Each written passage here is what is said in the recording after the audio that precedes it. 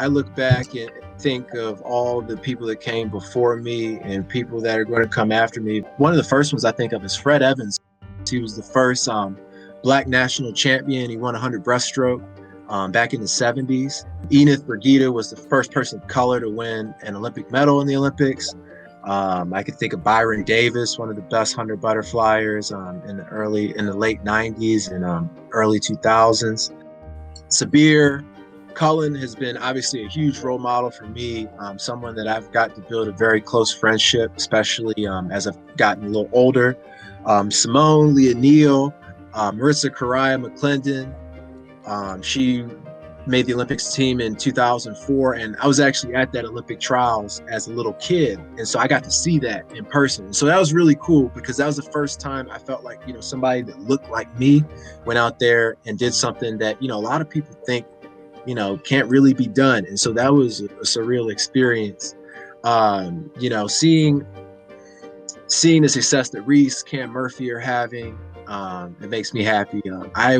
When I won Pan American Games, I did a clinic in Detroit, Michigan.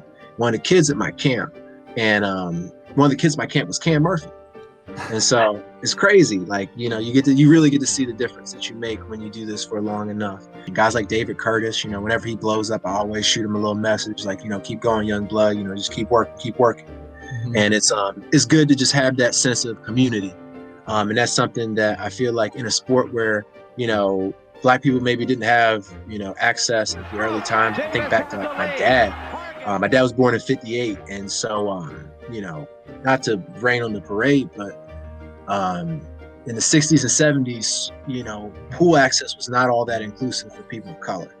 And my dad never had that opportunity to do what I did.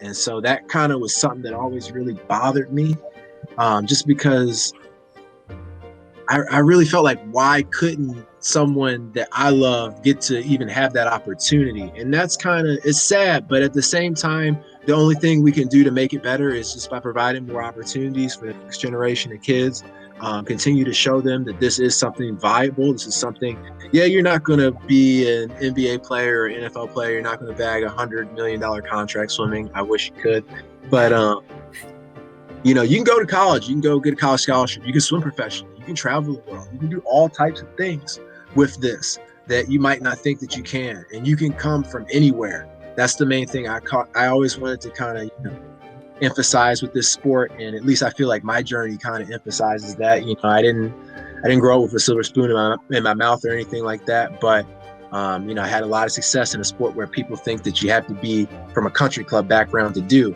And if we can just showcase that you don't have to come from that, and it is just about how hard you work and your commitment, I think the swimming is going to be a much better place, and be much more inclusive, and it'd be great. But I didn't understand the emphasis that Black people can't and Black people don't.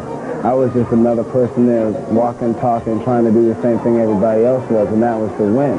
Around some terrific competition and some very enthusiastic athletes. And it was very contagious. I just simply enjoyed myself.